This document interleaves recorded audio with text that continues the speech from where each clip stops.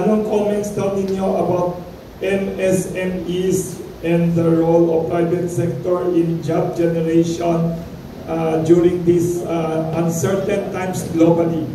Kasi advocacy daw ni Senator, may nagtanong dito via, may nanonood sa atin sa Facebook Live, sabi si Senator Amy daw, nung governor pa daw kayo, may nanonood kayong MSME program.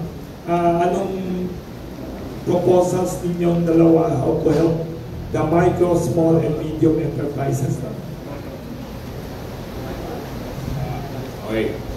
Yung job generation, number one priority namin yan sa Federation, sa Filipino-Chinese Chamber of Commerce.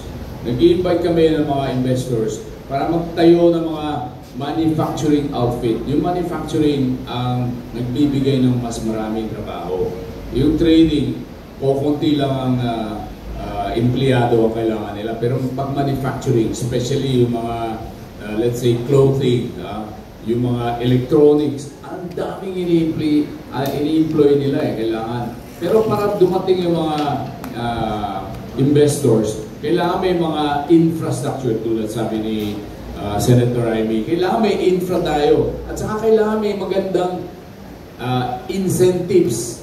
Kasi kalaban natin, Vietnam, Indonesia, Malaysia, Thailand. Yung kapitbahay natin ngayon, pati Laos and Cambodia, lumalaban pa rin.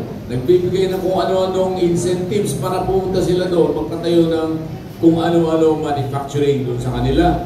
So, kailangan lumaban tayo dyan. Kailangan marami din tayong power, yung energy. Yung energy natin ay napakamahal, pinakamahal sa Southeast Asia. One of the most expensive in the world. So how can we promote investments to come here, especially yung mga malalaking industries? Kailangan na maraming energy. Wala talo tayo So anong maganda dyan? Kailangan babaan natin.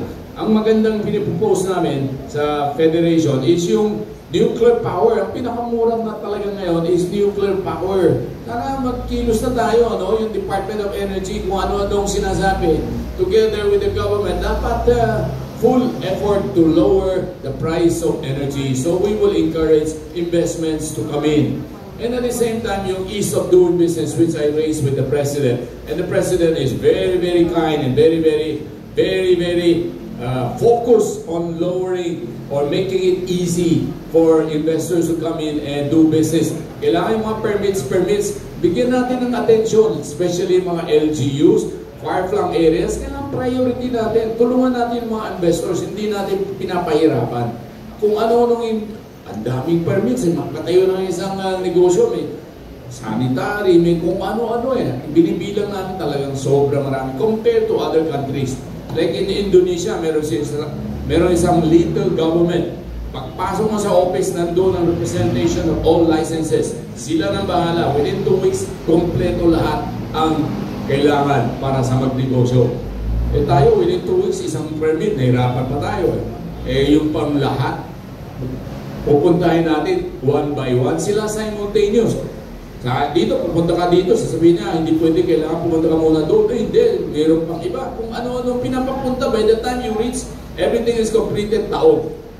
So, para tayong lalaban dyan? So, ease of doing business is the key. And I've been pushing very hard for this. Sama, magtulungan tayo para sa bayan ito di ba? Yung permits is for the bayan para magkaroon ng trabaho. Kaya hindi na kailangan magpadala ng kung ano-anong mga tao natin, mga skills para magtrabaho sa labas. Dapat nandito na yan. Galing naman ng Pinoy. There are 10 million, more than 10 million workers outside. Bakit? Magaling ng Pinoy. World class ang Pinoy.